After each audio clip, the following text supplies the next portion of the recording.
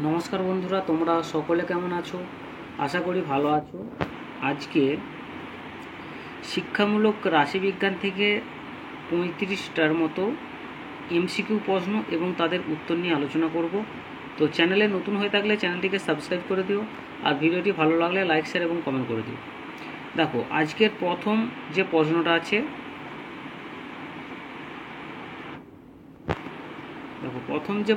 আছে, তোমার যে শিক্ষাক্ষেত্রে স্বাভাবিক বন্টনের প্রয়োজনীয়তা হলো। অপশন এ, গড় থেকে নির্দিষ্ট স্কোরের মধ্যে কত শতাংশ স্কোর আছে তা নির্ণয় করা যায়।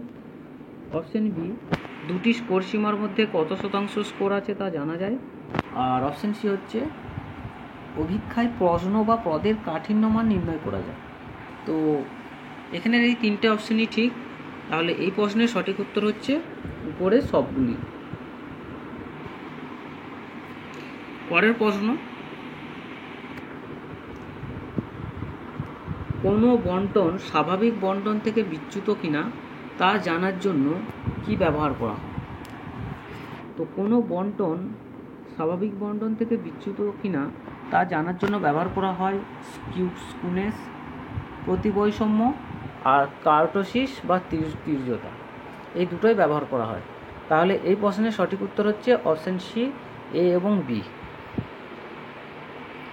পরের প্রশ্ন,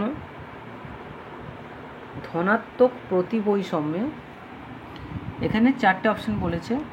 তো ধনাত্মক প্রতিবৈষম্যে গড় মধ্যমানের থেকে বেশি হয়। ঠিক আছে, দেখো সবার প্রথমে হবে গড়, তারপরে হবে মধ্যমান, তারপরে হবে মোট। তাহলে এই প্রশ্নের সঠিক উত্তর দাঁড়াচ্ছে কি না অপশন বি। অপশন বি হচ্ছে সঠিক উত্তর। পরের প্রশ্ন, যে ঋণাত্মক প্রতিবৈষম্য। তো ঋণাত্মক প্রতিবৈষম্যে কি হয় না, ঋণাত্মক প্রতিবৈষম্যে মধ্যমান গড় এবং মোট থেকে বড় হয়। মধ্যমানটা হবে কি না গড় এবং মোট থেকে বড় হয়।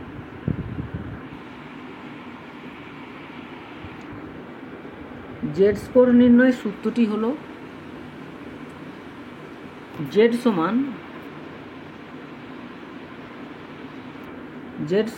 X minus M by S D. Z score নির্ণয়ের সূত্রটি হলো X minus M by S D. যে লেখচিত্রের তীক্ষ্ণতার মান 0.263 থেকে বৃহৎ তাকে কি বলা হবে।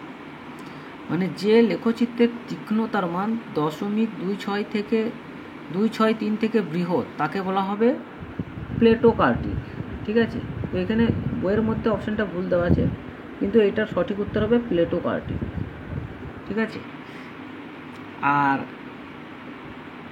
এর থেকে ছোট হলে তাকে বলা হবে, মানে যে লেখচিত্রের তীক্ষ্ণতার মান 0.263 থেকে ছোট হবে তখন তাকে বলা হবে লেপ্টোকার্টিক। ঠিক আছে, তো এটা সঠিক উত্তর হচ্ছে কি না প্লেটোকার্টিক। পরের প্রশ্ন, নিচের কোনটি লেপ্টোকার্টিক। দেখো, লেপ্টোকার্টিক মানে কি, মানে যে লেখচিত্রের তীক্ষ্ণতার মান 0.263 থেকে ছোট হবে। তাহলে 0.263 থেকে ছোট হচ্ছে মানে তাহলে এখানে লেপ্টোকার্টিক কোনটা হচ্ছে না 0.262। ঠিক আছে, মানে এই প্রশ্নের সঠিক উত্তর হচ্ছে অপশন বি।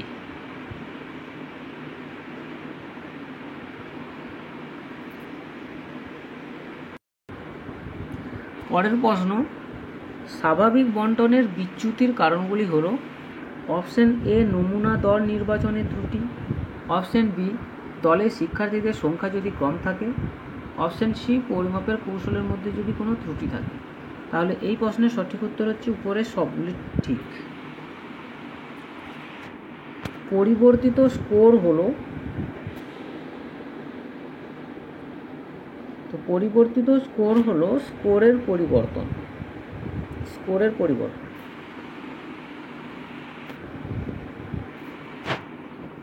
শিক্ষাক্ষেত্রে পরিবর্তিত স্কোরগুলি হল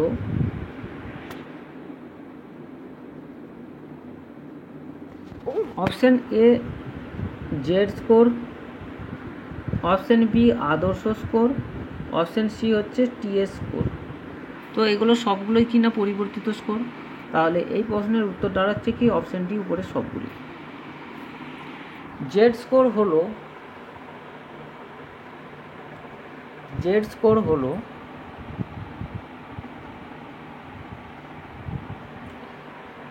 গড় এবং একক আদর্শ বিচ্যুতির মধ্যে পার্থক্য।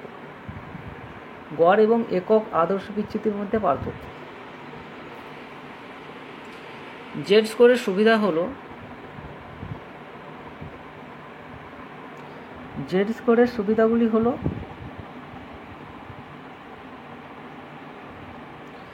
অপশন এ শিক্ষার্থীদের প্রাপ্ত নম্বরগুলির মধ্যে সঠিকভাবে তুলনা করা যায়। অপশন বি কোনো বন্টনের স্কোরগুলিকে জেড স্কোরে পরিবর্তন করালে যে বন্টন পাওয়া যায় তার সঙ্গে মূল স্কোরের বন্টনের কোনো পার্থক্য দেখা যায়। অপশন সি জেড স্কোরের সাহায্যে স্বাভাবিক বন্টনের তালিকা থেকে শতাংশমান নির্ণয় করা যায়। তো এই প্রশ্নের সঠিক উত্তর হচ্ছে অপশন ডি উপরের সবগুলি ঠিক। জেড স্কোরের অসুবিধাগুলি হলো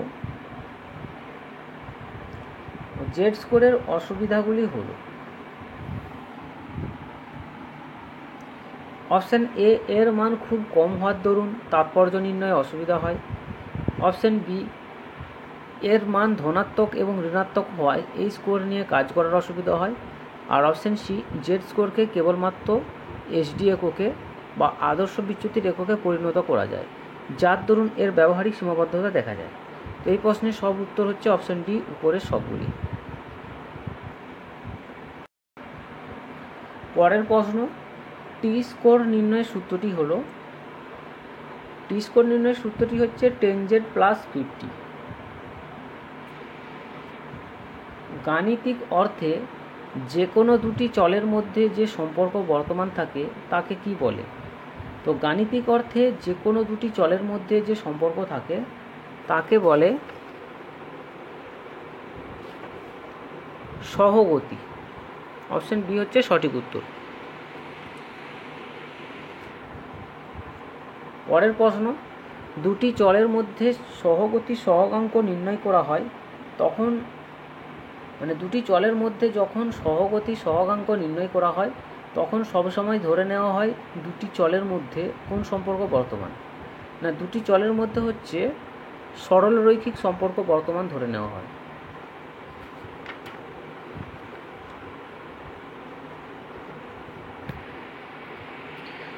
সহগতি সহগাঙ্ক নির্ণয় করার জন্য পিয়ারসন কটি পদ্ধতি ব্যবহার করেন?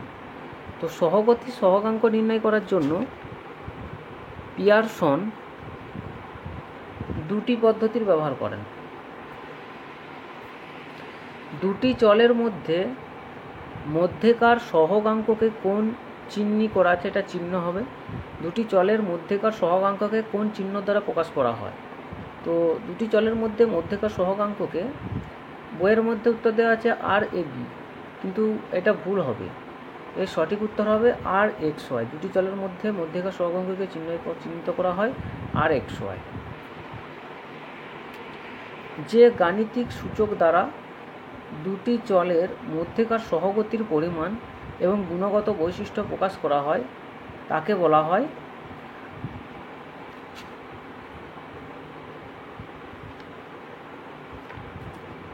সহগতির সহগাঙ্ক। অপশন এ সহগতির সহগাঙ্ক, এটা হচ্ছে সঠিক উত্তর। সহগাঙ্ক বা কোরিলেশন সাধারণত ইংরাজি কোন অক্ষর দ্বারা চিহ্নিত করা হয়? সহগাঙ্ক বা কোরিলেশন সাধারণত ইংরাজি আর অক্ষর দ্বারা চিহ্নিত করা হয়। প্রত্যক্ষভাবে স্কোর থেকে সহগাঙ্ক নির্ণয় করবার সূত্রটি হল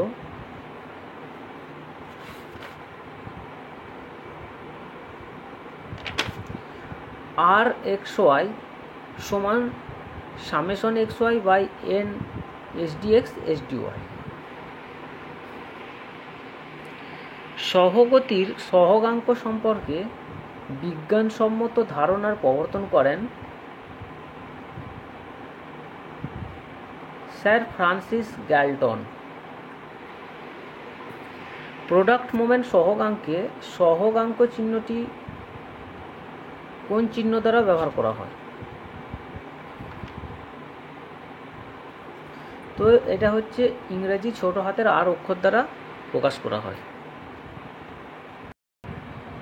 পরের প্রশ্ন, প্রোডাক্ট মোমেন্ট পদ্ধতিতে এক্স এর অর্থ হলো, তো প্রোডাক্ট মোমেন্ট পদ্ধতিতে এক্স এর অর্থ হলো চলের গড় থেকে স্কোরের চ্যুতি। চলের গড় থেকে স্কোরের চ্যুতি। পরের প্রশ্ন, প্রোডাক্ট মোমেন্ট পদ্ধতিতে সামেশন এক্স ওয়াই এর অর্থ হলো, সামেশন এক্স ওয়াই এর অর্থ হলো দুটি চলের মধ্যেকার গুণফলের সমষ্টি। অপশন বি, দুটি চলের মধ্যেকার গুণফলের সমষ্টি। নেক্সট কোশ্চেন, দুটি বন্টনের মধ্যে যে ছক পাওয়া যায় তাকে কি বলে? তো দুটি বন্টনের মধ্যে যে ছক পাওয়া যায় তাকে বলা হয় স্ক্যাটার ডায়াগ্রাম। নেক্সট কোশ্চেন, অপেক্ষকের বা ম্যাথমেটিক্যাল ফাংশনের প্রথম প্রস্তাব কে করেন? তো অপেক্ষক বা ম্যাথমেটিক্যাল ফাংশনের প্রথম প্রস্তাব করেন আব্রাহাম ডি ময়ভার 1773 খ্রিস্টাব্দে। আব্রাহাম ডি ময়ভার 1773 খ্রিস্টাব্দে ম্যাথমেটিক্যাল ফাংশনের প্রথম প্রস্তাব করেন। স্কিউনেসের সূত্রটি হলো, স্কিউনেসের সূত্রটি হলো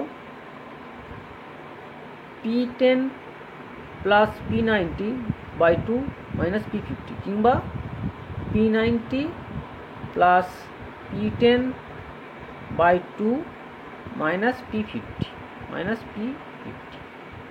ঠিক আছে, তাহলে এই প্রশ্নের সঠিক উত্তর হচ্ছে অপশন বি। দেখো এখানেতে তোমার বলে দিয়েছে যে P10 সমান 36.5, P90 সমান 87.5 এবং P50 সমান 74.5। তো এটার উত্তর কী হবে বলে দিয়েছে, যদিও এই অপশানগুলো মানে উত্তরে ভুল দেওয়া আছে। ঠিক আছে, তো এটা হচ্ছে তোমার স্কিউনেস নির্ণয় সূত্রের মধ্যে পড়ছে, এই যে P90 plus P10 by 2 minus P50। ঠিক আছে, তো এইটা তোমরা ক্যালকুলেশন করবে। এই যে P10 মান দেওয়া আছে, P10 মান 36.5, P90 মান দেওয়া আছে 87.5, P50 মান দেওয়া আছে 74.5। তো এটা তোমরা ক্যালকুলেশন করবে, ক্যালকুলেশন করে কত উত্তর বেরোচ্ছে কমেন্ট বক্সে জানাবে। আর এই স্ট্যাটিস্টিক্স সংক্রান্ত সমাধান আমার চ্যানেলে দেওয়া আছে, তোমরা সেখানে দেখে নিতে পারো। পরের প্রশ্ন, কার্টোসিস এর সূত্রটি হলো, কার্টোসিসের সূত্রটি হচ্ছে Q সমান P90 মাইনাস P10। না, কার্টোসিস, এটা ভুল বললাম, সরি। কার্টোসিস নির্ণয়ের সূত্রটি হলো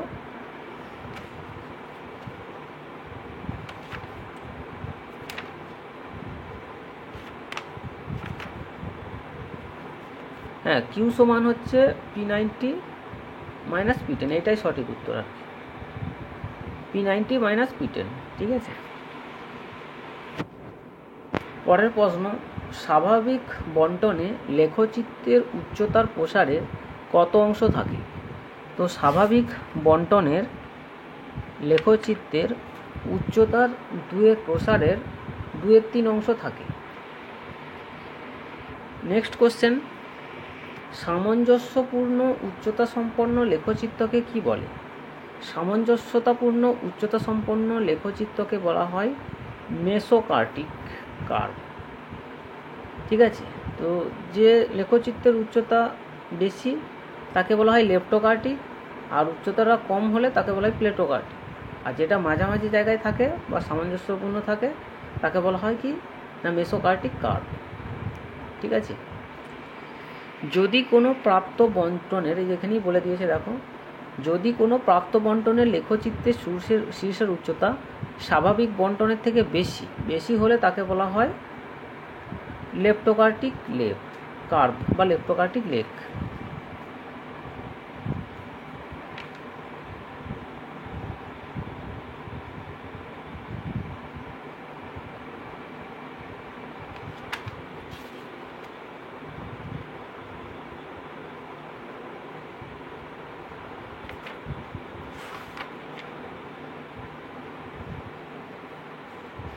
ঠিক আছে, কিন্তু বইয়ের মধ্যে এটা ভুল দেওয়া আছে, এখানে প্লেটোকার্টিক করা আছে। যাই হোক, কিন্তু এটা সঠিক উত্তর হবে লেপ্টোকার্টিক কার্ভ।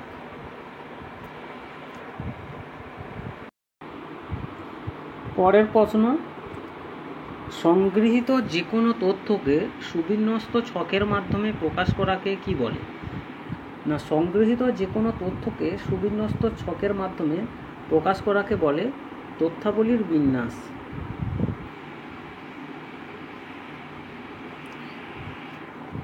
শাখা, লিঙ্গ ও বর্ণের ভিত্তিতে প্রস্তুত ছককে বলা হয়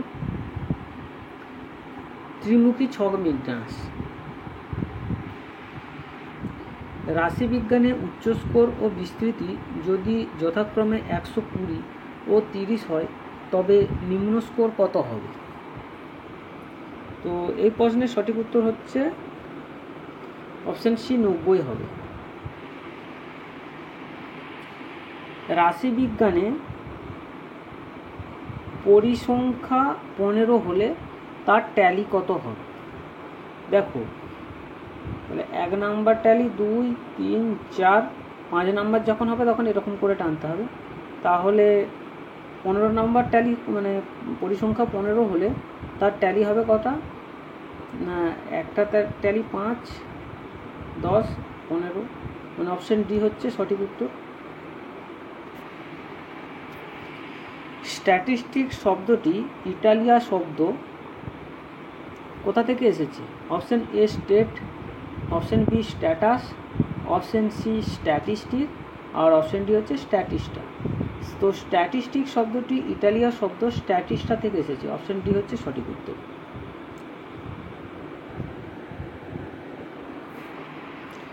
একটি বিচ্ছিন্ন চলের উদাহরণ। দেখো, একটি বিচ্ছিন্ন চলের উদাহরণ বলেছে। তো একটি বিচ্ছিন্ন চলের উদাহরণ হচ্ছে ছাত্র সংখ্যা, আর অবিচ্ছিন্ন বললে ছাত্রের বয়স।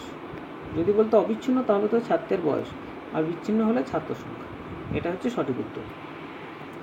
কোনো স্কোরের পুনরাবৃত্তির সংখ্যাকে কি বলে? তো কোনো স্কোরের পুনরাবৃত্তির সংখ্যাকে বলে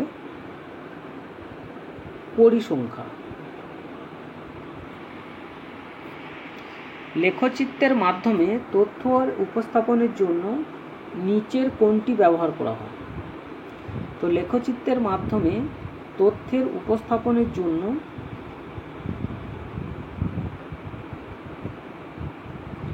আয়তলেখ বা হিস্টোগ্রাম ব্যবহার করা হয়। হিস্টোগ্রাম কি? না, হিস্টোগ্রাম হলো এক প্রকারের অবিচ্ছিন্ন স্তম্ভ লেখচিত্র। অবিচ্ছিন্ন স্তম্ভ লেখচিত্র।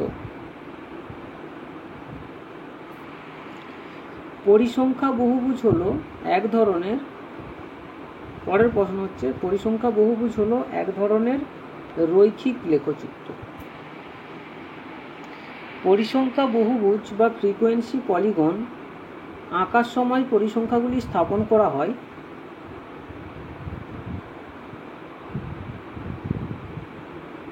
শ্রেণী ব্যবধানের মধ্যবিন্দুতে। লেখচিত্র অঙ্কনের ক্ষেত্রে বন্টনের স্কোরগুলিকে কোন অক্ষে স্থাপন করা হয়? তো লেখচিত্র অঙ্কনের ক্ষেত্রে বন্টনের স্কোরগুলিকে এক্স অক্ষে স্থাপন করা হয়।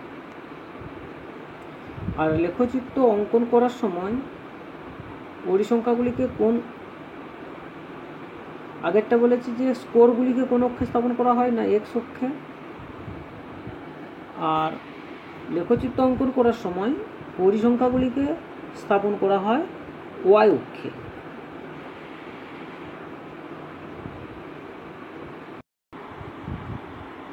পরের প্রশ্ন, যে কোনো লেখচিত্র বা গ্রাফ আঁকার সময় ড্যাশ অক্ষরেখা নিতে হয়। তো যে কোনো লেখচিত্র বা গ্রাফ আঁকার সময় দুটি অক্ষরেখা নিতে হয়, একটি হচ্ছে এক্স অক্ষ আর একটি হচ্ছে ওয়াই অক্ষ। নিচের কোনটি ভিন্ন প্রকৃতির? তো এখানে দেওয়া আছে হিস্টোগ্রাম, আয়তলেখ, স্তম্ভলেখ, এই তিনটে এক প্রকৃতির, কিন্তু ওজাইভটা একটু ভিন্ন প্রকৃতির। আয়তলেখ বা হিস্টোগ্রাম আঁকার সময় পরিসংখ্যাগুলিকে স্থাপন করা হয়, আয়তলেখ বা হিস্টোগ্রাম আঁকার সময় পরিসংখ্যাগুলিকে স্থাপন করা হয় শ্রেণী ব্যবধানের নিম্ন সীমায়। হিস্টোগ্রামের অপর নাম কি? হিস্টোগ্রামের অপর নাম হলো আয়তলেখ। পরিসংখ্যা বহুভুজে এক্স এবং ওয়াই অক্ষের একককে ড্যাশ অনুপাতে নির্বাচন করা হয়। পরিসংখ্যা বহুভুজে এক্স এবং ওয়াই অক্ষের একককে 4:3 অনুপাতে নির্বাচন করা হয়। পরের প্রশ্ন, 90 থেকে 99 শ্রেণী ব্যবধানটির সীমা বলেছে। দেখো এখানে সীমা বললে এটা কি, এটা বড় 99, তাহলে এর সাথে কি হবে না 0.5 যোগ হবে 99.5, আর এটা কি না 90, এটা হচ্ছে ছোট, তো এর সাথে কি হবে না 0.5 বিয়োগ হবে, তাহলে হবে কত না 89.5। তাহলে এই প্রশ্নের সঠিক উত্তর হচ্ছে 89.5 থেকে 99.5। কেন্দ্রীয় প্রবণতার বিভিন্ন পরিমাপের মধ্যে সবচেয়ে নির্ভরযোগ্য কোনটি? তো কেন্দ্রীয় প্রবণতার বিভিন্ন পরিমাপের মধ্যে সবচেয়ে নির্ভরযোগ্য হচ্ছে গড়। পরের প্রশ্ন, যদি রাশিমালাকে ঊর্ধ্বক্রম বা অধঃক্রমে সাজানো হয় তাহলে ঠিক মধ্যস্থলের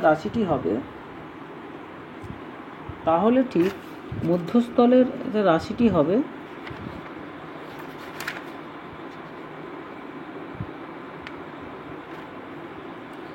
এটা হবে মধ্যমা।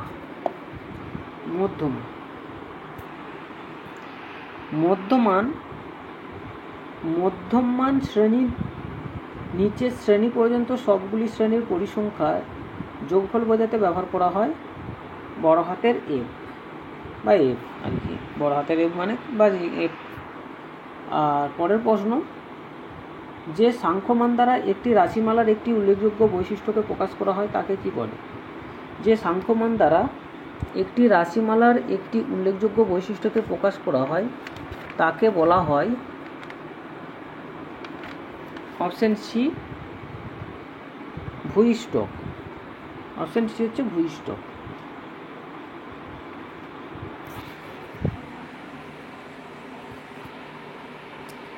পরের প্রশ্ন, কেন্দ্রীয় প্রবণতা হলো এমন একটি পরিমাপ যেটি প্রতিনিধিত্ব করতে পারে,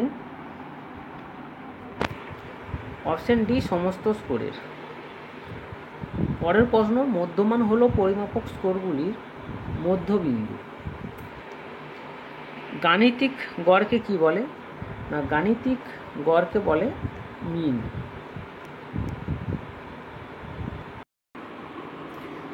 পরের প্রশ্ন, যদি দুই ভেরিয়েবলের মধ্যে সম্পর্ক না থাকে তাহলে আর এর মান কত হয়?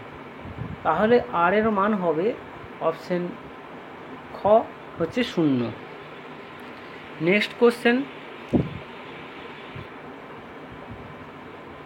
কোরিলেশন কোএফিসিয়েন্টের মানে যদি ঋণাত্মক হয়, মানে কোরিলেশন কোএফিসিয়েন্টের মান যদি ঋণাত্মক হয় তাহলে এটি কি হবে? এখানে 4টে অপশান আছে, যে একটি ভেরিয়েবল বাড়লে অন্যটিও বাড়ে, একটি ভেরিয়েবল বাড়লে অন্যটি কমে, আর অপশান ক হচ্ছে উভয় ভেরিয়েবল একই হারে বাড়ে, আর ঘ হচ্ছে কোনো পরিবর্তন হয় না। তো এটা সঠিক উত্তর হচ্ছে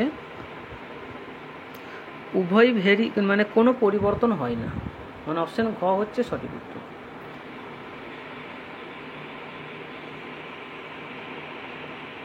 পরের প্রশ্ন, সহ সম্পর্ক সহগ কিসের প্রতি সংবেদনশীল?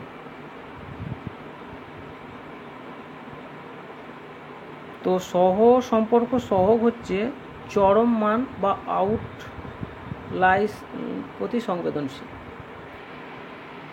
আউটলায়ার্সের সাথে সংবেদনশীল আর কি।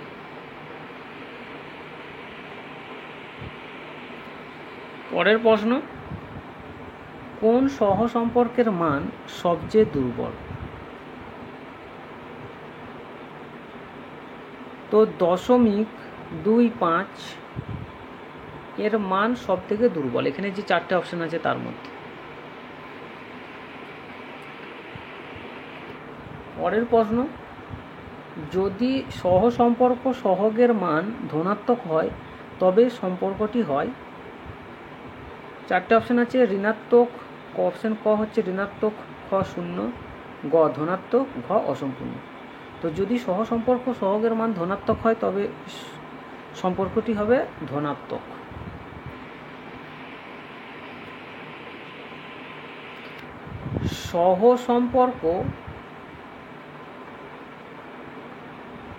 সহসম্পর্ক সহগ কোন পরিমাণের উপর নির্ভর করে না? সহসম্পর্ক সহগ এককের উপর নির্ভর করে না।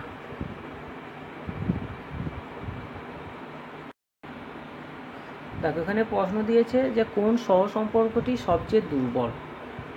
অপশন ক হচ্ছে 0.9 মানে 0.9, খ হচ্ছে -0.65, গ হচ্ছে 0.78, আর অপশন ঘ হচ্ছে -0.91। তো এই প্রশ্নের সঠিক উত্তর হচ্ছে ক 0.09। যদি r স্কোয়ার সমান দশমিক হয় তবে r এর সম্ভাব্য মান কি হতে পারে? যদি r স্কোয়ার সমান দশমিক হয় তবে r এর সম্ভাব্য মান হতে পারে 0.90 প্লাস মাইনাস 0.90।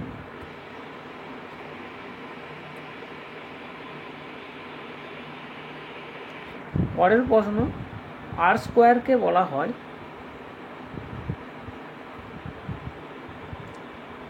নির্ধারক সহগ বা কোএফিসিয়েন্ট অফ ডিটারমিনেশন।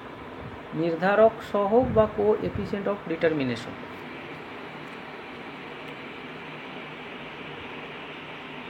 পরের প্রশ্ন,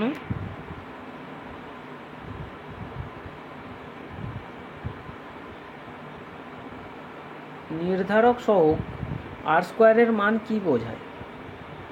তো নির্ধারক সহগ r স্কোয়ারের মান বলতে বোঝায় পরিবর্তনের পরিমাণ। অপশন ক হচ্ছে সঠিক উত্তর।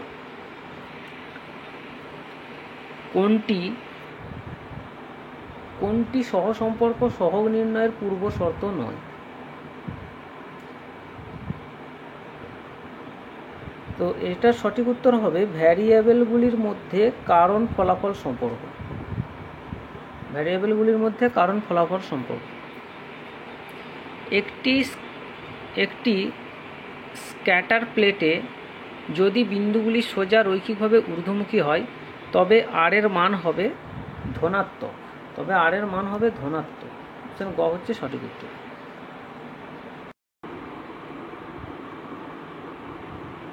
পরের প্রশ্ন, ভ্যারিয়েন্সের প্রতীক কি? না, ভ্যারিয়েন্সের প্রতীক হচ্ছে অপশন খ sd স্কোয়ার। পরের প্রশ্ন, কোএফিসিয়েন্ট অফ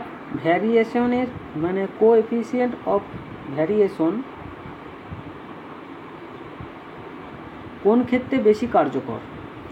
তো কোএফিসিয়েন্ট অফ ভেরিয়েশন তুলনামূলক বিশ্লেষণের ক্ষেত্রে বেশি কার্যকর।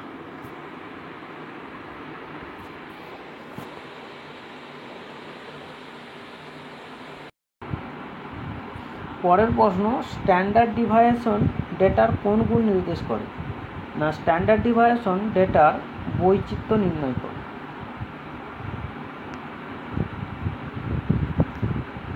পরের প্রশ্ন, মিন ডিভিয়েশন সবসময় কিসের আশেপাশে হিসাব করা হয়? তো মিন ডিভিয়েশন সবসময় কেন্দ্রীয় মানের আশেপাশে হিসাব করা হয় আর কি। নর্ম্যাল বক্ররেখা কিসের প্রতিনিধিত্ব করে? না, সম্ভাব্যতা বণ্টনের প্রতিনিধিত্ব করে।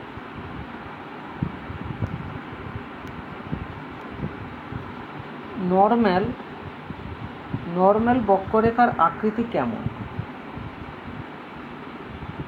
তো নর্ম্যাল বক্ররেখার আকৃতি হচ্ছে বেল আকৃতির। পরের প্রশ্ন, নর্ম্যাল বক্ররেখার কেন্দ্রবিন্দু কি নির্দেশ করে? নর্ম্যাল বক্ররেখার কেন্দ্রবিন্দু নির্দেশ করে গড়। পরের প্রশ্ন, নর্মাল বক্ররেখায় গড়, মিডিয়ান এবং এটা মোড হবে, মোড করেছে, এই তিনটি কোথায় অবস্থান করে? নর্মাল বক্ররেখায় গড়, মিডিয়ান এবং মোড একই বিন্দুতে অবস্থান করে।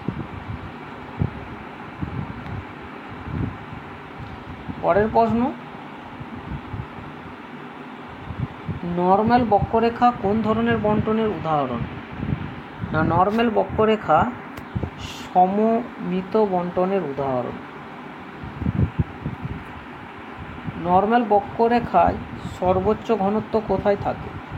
নর্মাল বক্ররেখায় সর্বোচ্চ ঘনত্ব থাকে গড় মানে।